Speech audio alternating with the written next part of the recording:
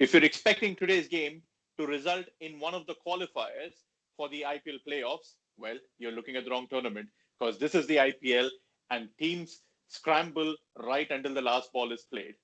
You're watching another episode of End of Days Play, and this is Uninvited Opinions.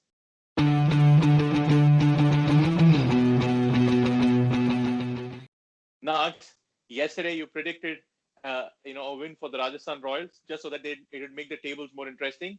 That's what you got. Absolutely.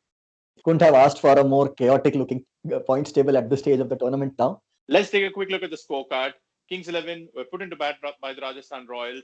Their total was built on the basis of a magnificent 99 by Chris Gayle, and he was given some decent support by KL Rahul and some late order hitting by Nicholas Pooran. For the Rajasthan Royals, Jofra Archer was on the money as always, and today he was actually supported by Ben Stokes, who took 2 wickets and for the first time in this tournament bowled his full quota of overs. And then when it came to Rajasthan's turn to bat, Ben Stokes continued off where he left in the previous game, smashing another quick fire 50, which really set Rajasthan going. And when he fell, Sanju Samson again also picked up where he left in the previous game from Mumbai, smashed another quick fire 48. And then Steve Smith and Josh Butler safely saw Rajasthan home. And in the end, as you were saying, Nags, it turned out to be a canter. There was nobody from the Kings 11 apart from Ravi Bishnoi who really put their hands up and turned up today as far as the bowling was concerned. Yes, interesting game. I felt Rajasthan were on the money right from the go because they probably saw something in the pitch, and also it helps because they had won the previous game at the same venue. So they knew what to expect in terms of dew or the pitch conditions. So they had anticipated the pitch to quicken up a little bit. So they had no problems in chasing. And the way the chase panned out, they had all the right plans. But coming to Punjab's batting, I just felt, although 185 looks to be a very compelling total, a huge total on the board, I felt they could have got a lot more, at least 20 runs more. After the initial wicket of Mandeep Singh, there was a nice stabilizing act by Chris Gayle and KL Rahul. And Gayle was occasionally hitting those big shots. But Rahul, on the other hand, was getting the runs all right, but not at the strike rate as expected.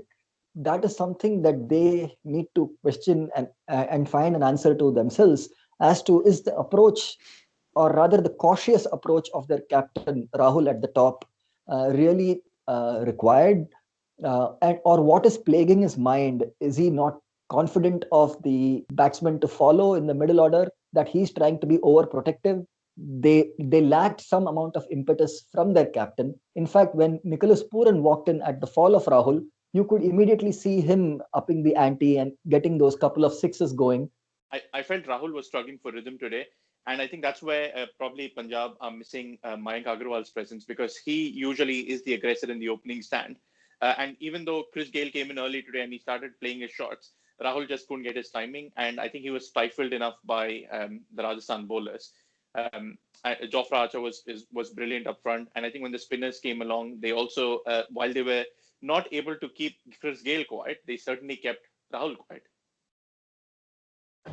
Yes, there's a special mention for Rahul Tewatia. Although he went wicketless, he bowled economical spell of 3 overs, and there was only 1 over from Shreyas Gopal. So Rajasthan obviously had a good measure of the wicket. They knew that the spinners are not going to be among the wickets today. So all in all, only 4 overs came from the spinners, and what an asset it is to have a completely fit and firing Ben Stokes. So, as a sixth bowler, when you know that on his given day he can actually run in and bowl those 4 overs, you don't have to worry about the spinners or any other bowler who's leaking runs.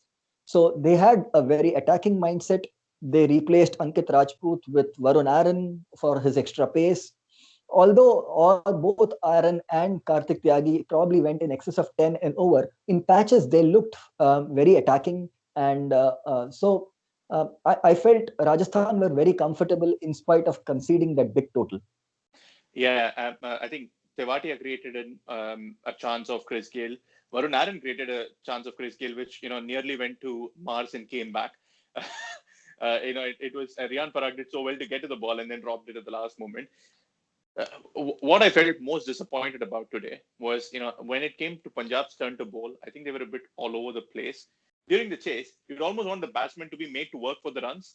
But today, I think Punjab's bowlers were a little all over the place. They were offering the Rajasthan batsmen a lot of freebies. Mohammad Shami has been that trump card in the past few games, but he was not at his best today.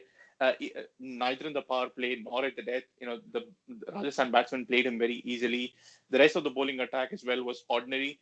The only person who's come out of this game with his reputation still intact, despite bowling in probably dew heavy conditions, was Ravi Bishnoi, who again was very accurate, kept the run rate down. Rajasthan sort of played him out carefully, and then made merry with the rest of the bowlers.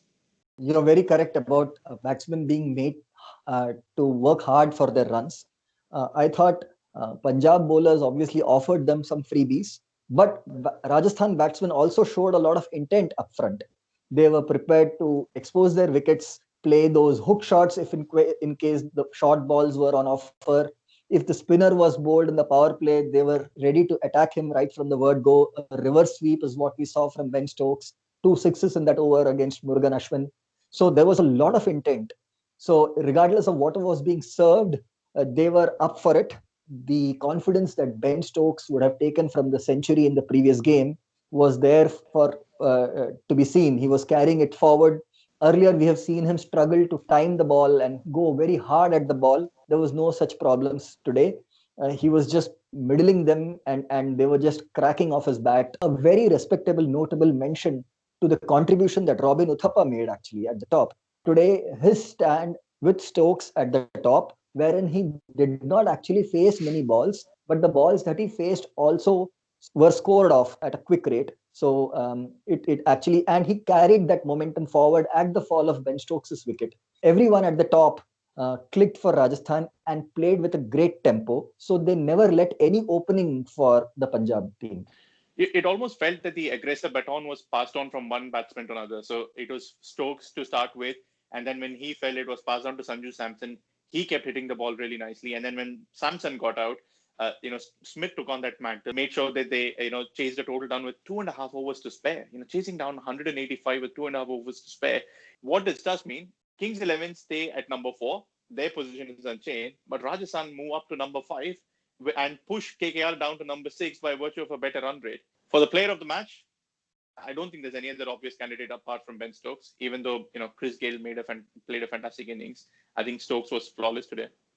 Yes, the three-dimensional cricketer in the true sense that he is, with the brilliant catch in the first over, then followed by a brilliant 4-over spell, and then a quick-fire 50. Remember, the 50 was not scored by Rajasthan in the power play. The 50 was scored by Ben Stokes alone in the power play. So he obviously got a lot of strike in the power play, but he made the best use of it. So he was aggressive from the word go. So all in all, a complete all-round performance by Ben Stokes, and rightly the man of the match. The results of the week so far mean that the games this weekend carry even more significance, because tomorrow we've got 2 big games coming up. First up, it's between the Delhi Capitals and the Mumbai Indians. And then the second game is going to be between Royal Challengers Bangalore and the Sunrisers Hyderabad. Let's talk about Delhi versus Mumbai first. What do you think is going to happen? Mumbai have qualified effectively. Do you think Delhi have it in them to pull one back and get back on the winning trail? I would hope so. Delhi would still have the quality. By no means, with Mumbai having qualified, it means that Mumbai can take it lightly either, because still the position 1 and position 2 is undecided. So even Mumbai will come hard. Mumbai will prevail based on the quality. Having said that, the game is in Dubai, so Mumbai move out of their fort in Abu Dhabi. So let's see if Delhi can prevail. Yeah, I'm going with Mumbai as well. And then the second game between the Royal Challengers Bangalore and the Sunrisers Hyderabad. If Hyderabad win this, they already have an excellent positive net run rate. What that would mean is they would then go up to number 5 and push down Rajasthan Royals and KKR, causing even more confusion in the middle of the table. So do you think they still have it in them to win it tomorrow? It's a tough call. The game is in Sharjah, so you've called it earlier that it's a lottery anyway. The game's in Sharjah, so if it comes down to AB de Villiers versus Rashid Khan, I won't know which way to sway. Hyderabad, if they actually get the same tempo as the win they got from the last game, they are going to be the side to beat tomorrow. I think it's going to be interesting to see what the team composition is because they've struggled with a few injuries in their team. We don't know if Saha is going to play. If he doesn't, then Bairstow comes back in. So that could potentially have an impact on what happens tomorrow. And I'm going to take a leaf out of your book from yesterday, and just to keep things interesting, I'm gunning for a Sunrisers win as well. Let's see. That's a wrap on today's episode. Thank you so much for watching. If you like this video, please like and share it with your friends. Subscribe to our channel to keep more videos coming your way. And as always, we'll see you again tomorrow. Until then, stay safe.